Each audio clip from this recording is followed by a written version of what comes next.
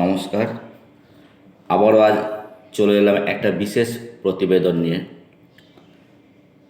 তো আমার চ্যানেলে আপনাদের সবাইকে স্বাগতম।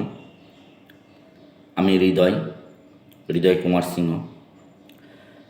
আজকের যে প্রতিবেদন আপনারা নিশ্চয় শুনে থাকবেন যে সন্দেশখালি থেকে একটা গঙ্গাধর দাস নামে এক ব্যক্তির ভিডিও ফুটেজ নিয়ে সারা পশ্চিমবঙ্গ তোলপাড় হয়ে গেছে।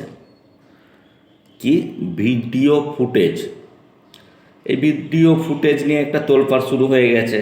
আর সঙ্গে সঙ্গে আমরা রাজনীতিবিদ যারা, তারা এটা নিয়ে খুব আলোচনার একটা শুরু করে দিয়েছে। তো আমার একটা আপনাদের কাছে প্রশ্ন,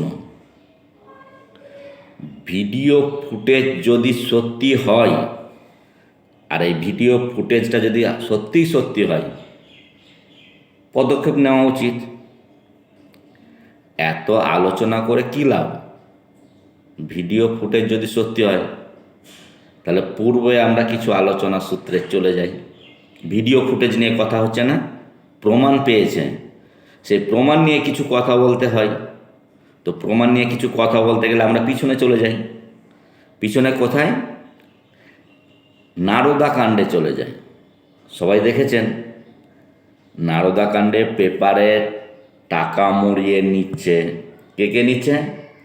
সেখানে আমরা দেখতে পাচ্ছি মদন মিত্রকে দেখতে পাচ্ছি, ফিরহাদ হাকিমকে দেখতে পাচ্ছি, সৌগত রায়কে দেখতে পাচ্ছি, আর শুভেন্দু অধিকারীকে দেখতে পাচ্ছি।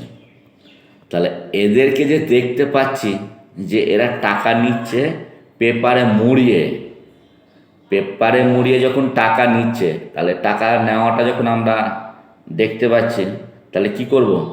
এই ভিডিও ফুটেজ সত্যতা হলে, আর ভিডিও ফুটেজ যদি সত্যি হয়, তাহলে এগুলোর বিরুদ্ধে আমরা কেন কোনো রকমের ব্যবস্থা এখনও নিতে পারছি না?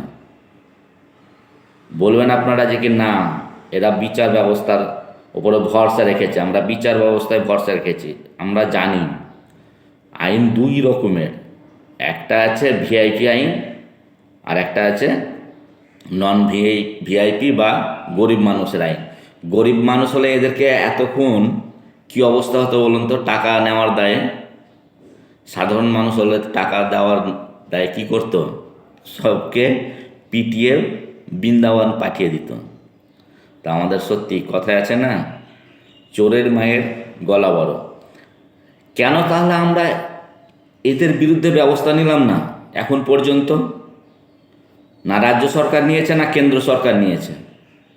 কেন এদেরকে জেলে ভরল না এখন পর্যন্ত? আমার তো মনে হয় যে কি, যারা আজকে শুভেন্দু অধিকারীকে, ওর বিরুদ্ধে ব্যবস্থা নেওয়া উচিত ছিল। ফিরহাদ হাকিম, মদন মিত্র, সৌগত রায়, এদের বিরুদ্ধে তাহলে ব্যবস্থা নিচ্ছে না কেন?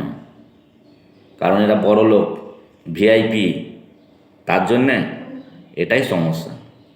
আমরা যেটা দেখি ভিডিও ফুটেজে আমরা বিশ্বাস করি না। আর ভিডিও ফুটেজ হয়ে গেলে সেটা বলে যে এটা আমরা কি করছি, পাঠিয়েছি কোথায়? ফরেনসিক ল্যাবে পাঠিয়েছি, সেখানে যাচাই হচ্ছে। কিছুদিন যদি এখনই যদি অভিষেক বন্দ্যোপাধ্যায় বা আমাদের নরেন্দ্র মোদী, উনি যদি কোনো একটা ভাষণ দেয়, ওই ভাষণটা যদি কোনো ভুলভাল হয়, তাহলে আমরা কোথায় পাঠিয়েছি? ফরেনসিক ল্যাবে। কারণ ওখানে টেস্ট হচ্ছে, ওই টেস্ট হতে 5 বছর লেগে যায়। তো যেগুলো আমরা দেখছি, একটা ভোটের ফায়দা তোলার জন্যে সব রাজনীতিবিদ উঠে পড়ে লাগে, পরে ব্যবস্থা কিছু হয় না। তো আপনাদের সবাইকে বলবো, ভিডিও ফুটেজ নিয়ে যে কথাগুলো হচ্ছে, আপনারা কি মনে করেন? ভিডিও ফুটেজ নিয়ে যে কথাগুলো হচ্ছে, তাহলে আমাদের কাদের বিরুদ্ধে ব্যবস্থা নেওয়া উচিত? আমি যে সমস্ত ব্যক্তিগুলোর নাম বললাম, যে নারদা কাণ্ডে ভিডিও ফুটেজ পেয়েছিলাম, তাহলে তাদের বিরুদ্ধে আগে ব্যবস্থা নেওয়া উচিত না? আপনারা কি মনে করেন দর্শকরা? আপনারা কি মনে করেন যে এদের বিরুদ্ধে ব্যবস্থা নেওয়া উচিত না উচিত না? আমার ভিডিও যদি সত্যিই ভালো লেগে থাকে, তাহলে অবশ্যই কমেন্ট শেয়ার করবেন। আর আমি যেহেতু বানাচ্ছি, কারণ কোনো রকমের মিক্স করছি না, তো আপনারা অবশ্যই লাইক, শেয়ার, কমেন্ট করবেন। আশা করি ভালো লাগলে করবেন, আশা করি ভালো লাগবে। নমস্কার।